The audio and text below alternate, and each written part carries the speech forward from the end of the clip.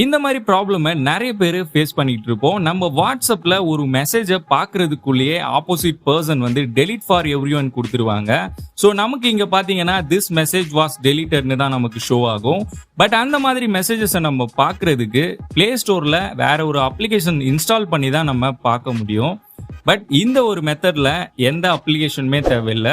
உங்களோட போன்ல settings open பண்ணிக்கோங்க. நோட்டிபிகேஷன் அண்ட் ஸ்டேட்டஸ் பார் ஆப்ஷனுக்குள்ள போனீங்கன்னா இங்க மேனேஜ் நோட்டிபிகேஷன்ஸ்னு ஒரு ஆப்ஷன் கொடுத்துருப்பாங்க. ஸோ அந்த ஆப்ஷனை கிளிக் பண்ணிக்கோங்க. இதுல மோர் ஆப்ஷனும் கொடுத்துருப்பாங்க. ஸோ அந்த ஆப்ஷனை கிளிக் பண்ணீங்கன்னா டைரக்டா நோட்டிபிகேஷன் ஹிஸ்டரின்னு நமக்கு டாப்லயே இருக்கும்.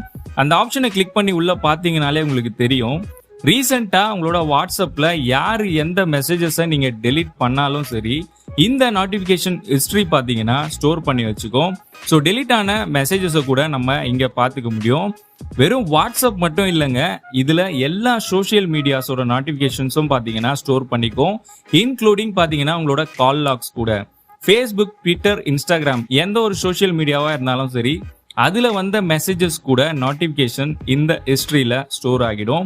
இன்கேஸ் உங்களுக்கு நோட்டிபிகேஷன் ஹிஸ்டரி செட்டிங்ஸ் உங்களுக்கு இல்லைன்னா செட்டிங்ஸ் குள்ள போயிட்டு சர்ச் ஆப்ஷன்ல நீங்க நோட்டிபிகேஷன் ஹிஸ்டரின்னு போட்டீங்கன்னா உங்களுக்கு செட்டிங்ஸ் ஓபன் ஆகிடும்.